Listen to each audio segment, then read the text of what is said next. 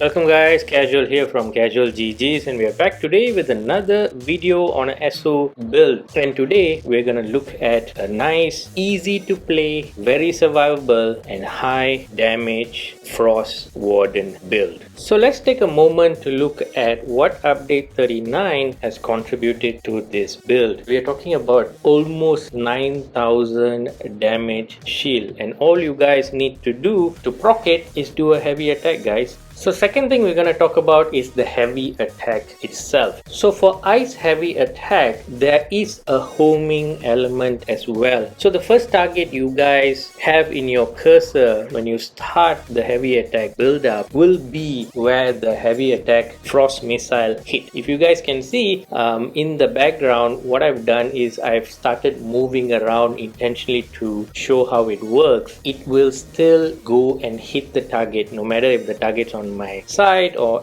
behind me. The initial target, the cursor is aimed at the fully charged heavy attack will home into it. It's not as fluid as the lightning staff attack, but there is a home element. So you guys don't have to always face the target. You can move after targeting and then your frost heavy attack will strike that target. This is similar for the fire staff as well. So let's get back to the walkthrough.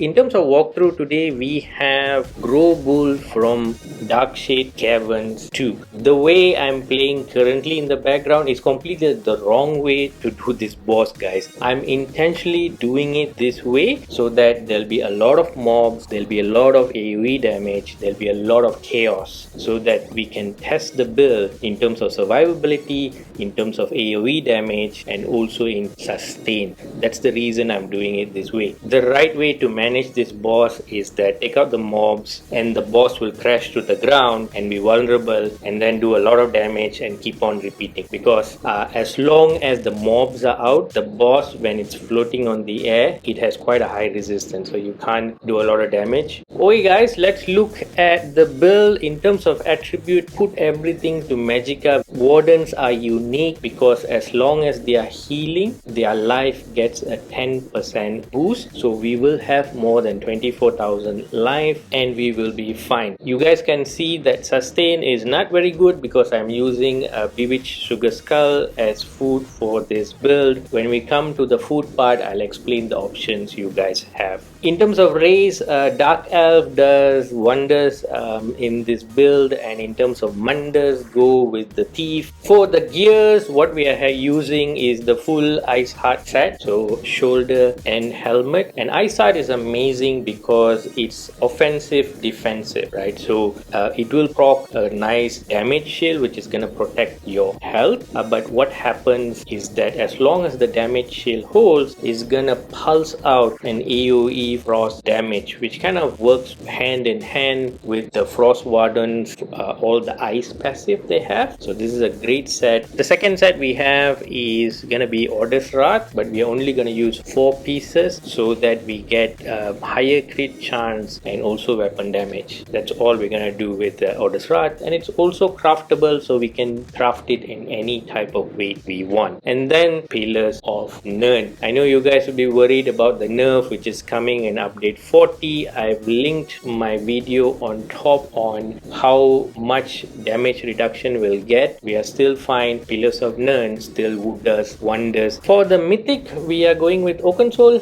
Keeps the rotation simple, and you have good survivability, good damage, and you're just gonna have more fun. So this is the full gear layout, so you guys can see where the set pieces are gonna go, what are the weight you guys need to put in, what are the traits, and also the enchantment. Please get gold enchantment because they give you the best return. So the ice staff we're gonna use on this build will be using the charge trait. Frost Warden is some of the few builds in the whole game where charge just amplifies their damage so much, because most of the time the chill status effect they're gonna proc is gonna do tons of damage on an AoE area, and this stuff with the charge trait helps a lot. And on top of that, the enchantment we're gonna use is also frost because we want to stack up as much as frost damage as possible. So let's look at the the skill trees, in terms of animal companion, we're gonna take the bear ultimate. The bear ultimate for the warden still does the most damage throughout the fight because it's cheap, it procs very often, and every time you guys activate the ultimate, it does tons of damage. On top of that, passively, it's gonna do damage throughout the fight. So cumulatively in a fight, the bear still does a lot of damage. I know the bear dies, but there's a workaround for that in this build. So the Wild Guardian, which does bleed damage, outshines the Magicka version of it, so use the bleed one. And this bear also procs Hemorrhage status effect. Hemorrhage status effect is the third best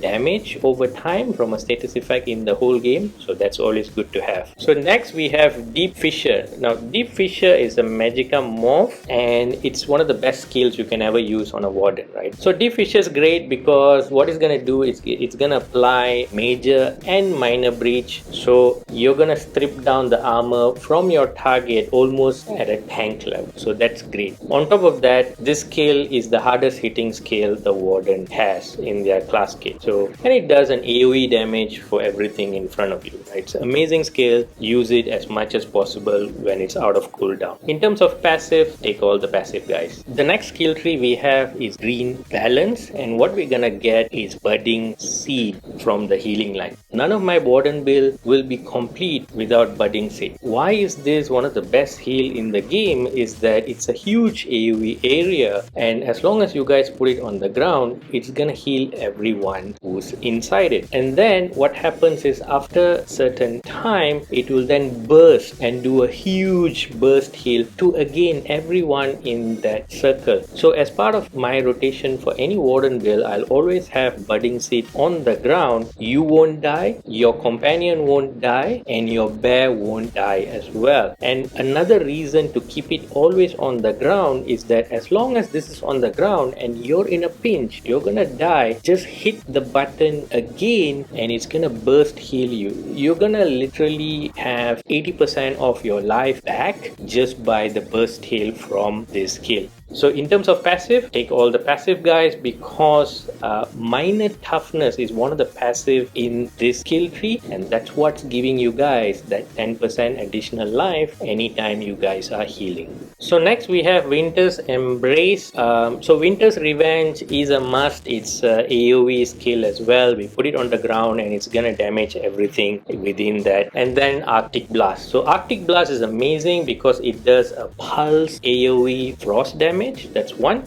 Two, it's also a burst heal, right? So if you guys are really in a bad situation and the heal AoE heal of Budding Seed is not enough, you can still press Arctic Blast and then heal as well. So you kind of have two healing skill on this build. So other than that, take every single passive in Winter's Embrace because this is what makes all the Frost Warden ice damage so deadly. Next we have the Destruction Staff skill line. All we need is Destruction Reach and then take all the passive. So Destruction Reach, it's great because it does an upfront damage and it also is a damage over time. So how we use it with this build is that after every heavy attack we sneak in one Destruction Reach attack and then do another heavy attack. Next we have the armor skill line. We're using light and medium, so to take all the passive for both this skill line. Next would be the Dark Elf passive.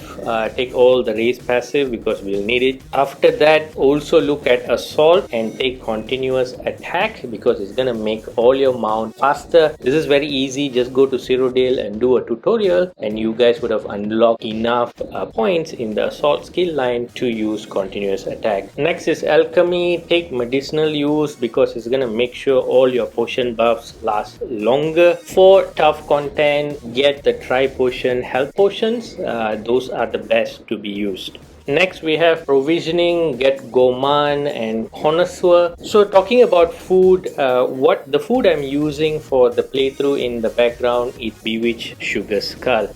If we do the heavy attacks properly as part of the rotation, we won't need very high sustain in this build. We should be fine. But one of the reason I'm doing this specific boss is that it's very intense. There's a lot of requirement to heal and use resources constantly you guys would have noticed sometimes I do run out of magicka. For normal veteran dungeons or world bosses and so forth, which you guys are familiar with, I think Vivid Sugar Skull should be fine, because even in this fight I did complete it. But for unknown contents, or where there's going to be a lot of chaos and you guys are not sure about the sustain, use Clockwork Citrus Fillet. And the next skill line is for Undaunted. Do your daily pledges to unlock this, because when you have the second passive fully done up, all your resources for this build is gonna be 4% more. So this is the skill bar for this layout. And in terms of rotation, what you guys need to do is, before you go into the fight, activate skill number 4, right? So skill number 4 should always be pulsing damage around you. So you will have like a frost whirlwind tornado around your character. So that's a nice visual cue. Always keep it up. When you guys go into the fight, activate skill number 2, because that will do amazing damage, and it also debuffs your target which is in front of you. And then lay down skill number 3 on the ground, and also skill number 5, which is your heal. So skill number 3 and 5 almost has the same radius, so you guys can just overlay it. One heals, one does a lot of damage. Rip your heavy attacks, and just make it a note that after every heavy attack you activate skill number 1. It will hit and then do a damage over time. And just keep on doing heavy attacks. Keep an eye on all the skills refresh rate. Whenever any skill drop down, just put it on the ground and then continue heavy attack and skill number 1. Once you guys get the hang of it, it's quite an easy rotation, because skill 5, skill 4, skill 3 and skill 2, all of it is over time, right? And then you guys can just focus on heavy attack and then skill number 1, which is over time as well. Just one thing to remember when you guys playing Warden, the ultimate refreshes very fast. We're talking about every 1 or 2 rotations you're gonna get your ultimate up and running. So keep an eye for that sound or the visual cue and use the bear. The bear hits like a truck, and it contributes to your overall damage. So as soon as it's up, use it. So in terms of CP, these are the common green active CPs which I'll use, so go ahead and use it, guys. In terms of blue CP, these are all the blue active CPs you guys want to put in place. All of it works hand in hand to enhance direct and area of effect damage on this build, because most of the skills we use benefit from these two types of CPs. These are all the blue passive CPs. Take them because on a PvE environment they give a flat 12% damage reduction overall, and that's always helpful. For the red CPs, these are the common ones you guys will use. The 1, 2, 3 is always there.